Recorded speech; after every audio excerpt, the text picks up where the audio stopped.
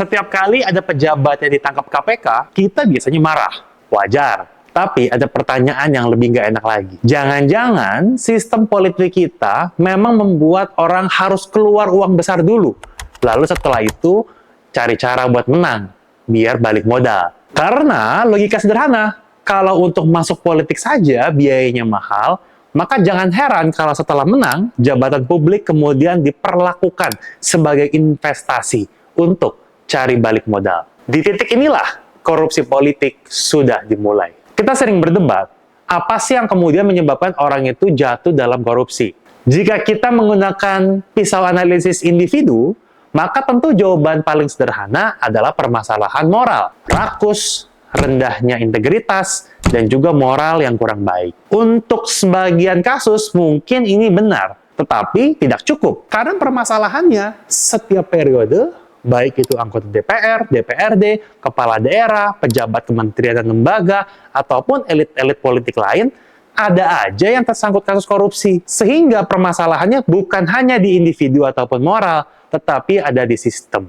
Dalam konteks pembangunan bangsa kita, serta tata kelola kebijakan, Indonesia pasca reformasi sebenarnya telah berhasil membangun banyak institusi yang memiliki dasar-dasar demokrasi modern. Pemilu langsung, pilkada terbuka, sistem multipartai, lembaga pengawas pemilu, dan kompetisi politik yang terbuka dan rutin. Tetapi, studi-studi terkait dengan politik dan kebijakan menunjukkan bahwa institusi demokrasi yang masuk dan dibentuk pasca reformasi ini banyak yang kemudian terjebak dalam realitas lokalisme yang sudah lama diwarnai dengan patronase, klientelisme, broker politik, jaringan informal, dan politik uang.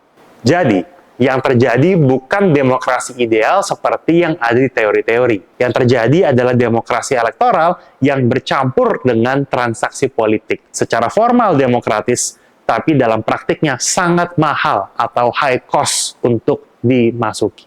Edward Aspinall dan Ward Baron Scott dalam Democracy for Sale menunjukkan bahwa demokrasi Indonesia tidak bisa dibaca memang hanya sebagai perdebatan gagasan dan program. Di banyak tempat, demokrasi elektoral justru digerakkan oleh patronase, broker suara, jaringan informal, dan distribusi sumber daya material. Sementara Burhanuddin Muhtadi dalam Kuasa Uang menjelaskan bahwa politik uang ini sudah bukan jadi fenomena pinggiran, tapi jadi bagian dari struktur kompetisi dalam pemilu pasca Orde Baru. Dalam banyak kontestasi, baik di tingkat lokal ataupun nasional, kandidat kemudian dituntut bukan hanya punya visi, tapi juga punya mesin, jaringan, logistik, dan yang paling berbahaya, uang.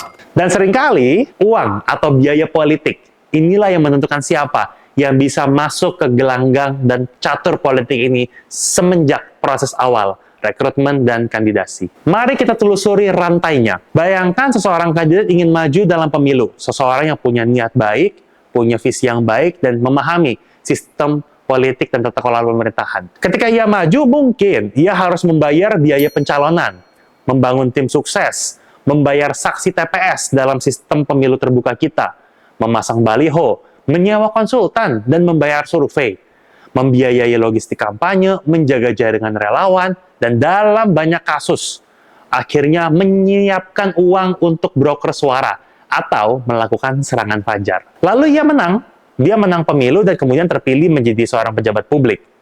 Tapi ketika ia masuk, ia tidak masuk dengan tangan kosong. Ia masuk dengan daftar hutang, utang ke sponsor, utang ke partai, utang ke broker, utang ke jaringan ataupun donatur-donatur berkepentingan yang kemudian membantu dia untuk menang. Dan setelah ia menang, satu-satunya aset yang paling besar yang ia miliki adalah jabatan publik dengan seluruh kewenangan, manfaat, dan juga keuntungan yang mengikuti di belakangnya. Disitulah masalah kemudian dimulai. Jabatan yang seharusnya dipakai untuk melayani publik berubah menjadi alat untuk membayar hutang politik. Alhasil, proyek-proyek diatur, perizinan dipermainkan, anggaran bisa diarahkan untuk kepentingan tender ataupun kelompok tertentu. Jaringan birokrasi ditukar dengan loyalitas. Kebijakan publik dirubah menjadi alat balas jasa. Dan inilah mengapa biaya politik yang tinggi dalam pintu masuk demokrasi menjadi pemantik dari korupsi politik yang telah mengakar di pemilu dan pejabat kita, terutama pasca reformasi. Dengan demikian, jika kita melihat korupsi secara holistik, bukan hanya permasalahan moralitas ataupun individu, Tetapi karena struktur insentif dalam sistem pemilu kita membuat korupsi menjadi pilihan yang terlihat rasional bagi mereka yang ingin masuk dan bertahan di dalam sistem. Korupsi politik ini kemudian semakin bertahan karena ditopang oleh 3 hal. Pertama, aturan formal yang seringkali lemah untuk ditegakkan. Dana kampanye yang kemudian tidak jujur ketika dilaporkan. Biaya realnya yang jauh lebih besar daripada yang terlihat di dokumen. Belum lagi kampanye yang jor-joran karena saling bersaing satu sama yang lain tanpa ada regulasi yang jelas. Kedua, lingkungan politik kita juga memiliki kultur yang membiasakan. Inilah yang seringkali disebut dengan budaya. Banyak orang sayangnya menganggap politik mahal itu adalah hal yang normal. Mahar politik dianggap biasa dan serangan fajar jangan-jangan sudah dianggap sebagai sesuatu yang wajib. Berhubungan dengan tersebut, yang ketiga adalah seringkali masyarakat kemudian terjebak dan terbudaya, membuat masyarakat kemudian menormalisasi bentuk-bentuk korupsi politik ini. Selama pemilih menerima amplop dan menganggap korupsi politik ataupun biaya politik yang tinggi adalah hal yang wajar, dan selama kandidat percaya bahwa tanpa uang nggak akan bisa menang, maka politik uang dan korupsi politik akan terus bisa hidup. Memang secara formal kita punya aturan pemilu, ada laporan dana kampanye, ada LHKPN, ada komitmen untuk menolak gratifikasi dan lembaga penegak hukum. Tapi di balik struktur yang formal tersebut, bukannya transaksi politik tetap masih berjalan sekarang. Dan inilah yang membuat korupsi politik pada dasarnya hanya bisa diberantas dengan rule of law yang jelas. Karena masalahnya dimulai jauh sebelum menjadi pejabat. Jauh sebelum pejabat itu menjadi orang yang korup. Masalahnya dimulai semenjak proses rekrutmen dan merebut jabatan yang terlalu mahal. Jika kita menganalisa korupsi dengan perspektif ini, maka kita melihat bahwa solusinya bukan hanya sekedar OTT atau pemberian hukuman yang berat atau digitalisasi layanan. Semuanya penting, tapi kita harus menyentuh bagian hulunya. Tanpa demikian, korupsi akan terus muncul dengan bentuk yang baru, selama Indonesia tetap menerapkan demokrasi terbuka dengan pemilu langsung. Dalam kondisi ini, yang harus dibenahi justru adalah pembiayaan politik. Artinya apa? Biaya kampanye harus dibatasi dan diaudit secara serius. Dana partai politik harus transparan. Rekrutmen kandidat harus berbasis kaderisasi dan rekam jejak, bukan siapa yang paling mampu membayar atau sekedar menjadi vote getter. Politik uang harus diberikan sanksi, bukan hanya pada individu pelaku, tetapi pada struktur partai politik dan jaringan yang membiarkan budaya ini terus mengakar pada masyarakat dari pemilu ke pemilu. Dan yang tentu terpenting, pendidikan politik bagi warga harus terus digejarkan,